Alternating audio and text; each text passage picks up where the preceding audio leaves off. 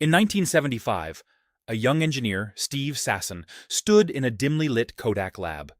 In his hands, a crude device, chunky, unwieldy, and unlike anything the world had ever seen. It was the world's first digital camera. Yet, within this innovation lay Kodak's future downfall. Kodak's early days were marked by George Eastman's relentless pursuit of simplicity. The company revolutionized photography, making it accessible to millions. It wasn't just about capturing images, it was about capturing memories. Kodak had become synonymous with nostalgia.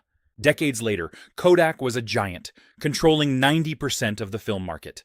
Their factories buzzed like beehives, churning out film rolls by the millions. The company's name was etched into the annals of photographic history. Yet, in a small, secluded lab, Sasson's digital prototype lay in obscurity. It was a clumsy contraption using cassette tapes to store images. Kodak's executives were skeptical, unable to foresee the digital revolution it heralded. Sasson was instructed to keep it under wraps. The executives feared the new technology could cannibalize their lucrative film sales. A decision was made to bury the innovation, keeping their golden goose intact. The 1980s saw Kodak's dominance continue. Brightly colored film boxes lined store shelves. Families captured birthdays, vacations, and graduations, forever loyal to the Kodak moment. Their model seemed unshakable, but across the ocean, digital photography began to bloom in Japan. Companies like Sony and Canon embraced the new technology, investing heavily in digital innovation. The world was changing, while Kodak remained still. Kodak's boardroom echoed with optimism, yet beneath the surface, executives whispered concerns. The digital tide was rising, threatening to wash away Kodak's film empire. They needed a strategy, but time was slipping through their fingers. In 1996, Kodak attempted to ride the digital wave, albeit hesitantly. They introduced the DC-40, their first consumer digital camera. Yet, it was too little, too late. Rivals had already seized the digital throne. Despite a late entry, Kodak's marketing machine roared. They pushed the DC-40 with fervor, but consumers were already enchanted by other brands. Kodak's identity as a film company shackled its digital ambitions. With each passing year, film sales dwindled. The once bustling factories slowed. Employees faced an uncertain future. The empire built on film was crumbling, as digital imagery painted a new world order. Kodak's executives shuffled papers in a boardroom bathed in tension. They tried to pivot, investing in digital printing and imaging technology. But the company's vast film legacy was an anchor dragging them down.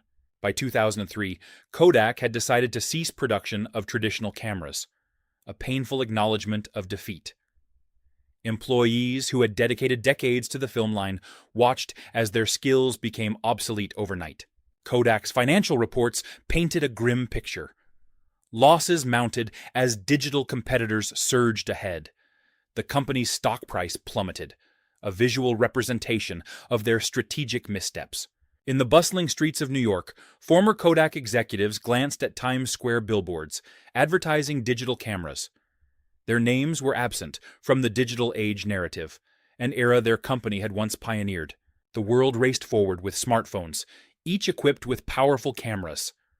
Kodak was nowhere to be found, a ghost in the rapidly evolving tech landscape. Their refusal to adapt had cost them dearly. As 2012 dawned, Kodak filed for bankruptcy. The halls of its once thriving headquarters echoed with silence.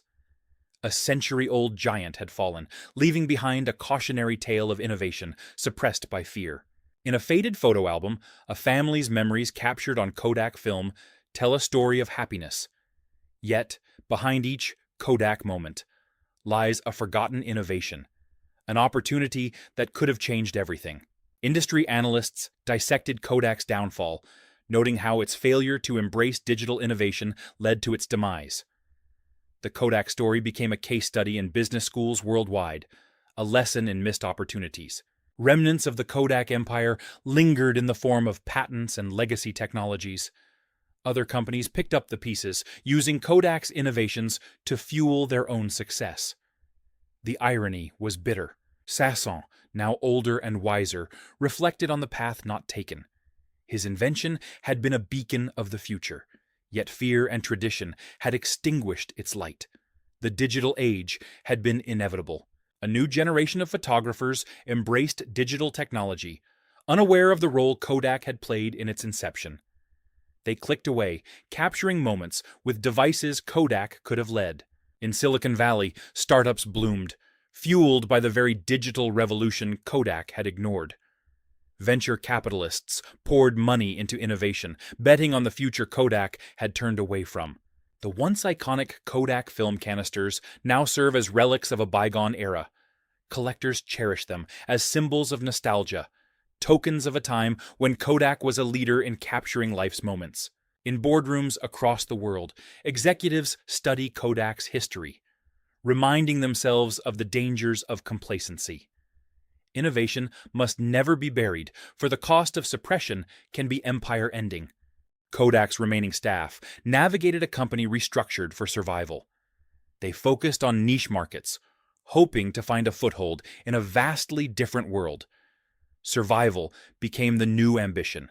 Meanwhile, old photographs yellowed in family albums, each a reminder of Kodak's golden years.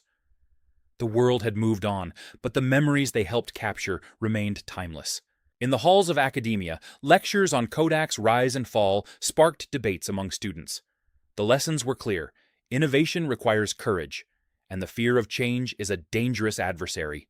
The digital camera, once a novelty, became a household staple. As people snapped photos with ease, few realized they were benefiting from an idea Kodak had once stifled. In a quiet office, a new generation of Kodak staffers worked diligently, determined to innovate and adapt. They were writing a new chapter, hoping to reclaim a fraction of Kodak's former glory. Kodak's tale is echoed in the whispers of corporate corridors worldwide. Companies wonder who among them might be the next giant to fall, undone by the very innovations they fear. As photographers capture the world in vibrant colors, the specter of Kodak's oversight looms large. A legacy lost to fear and indecision, it serves as a haunting reminder of innovation's power. In the end, Kodak's story is one of what could have been, a narrative where innovation was both their making and unmaking.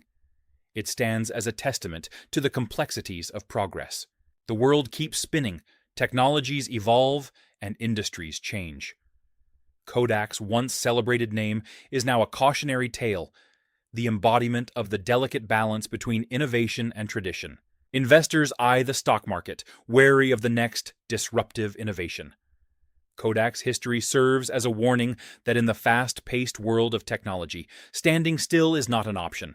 In a digital age dominated by instant sharing and global connectivity, Kodak's fall highlights how quickly empires can crumble.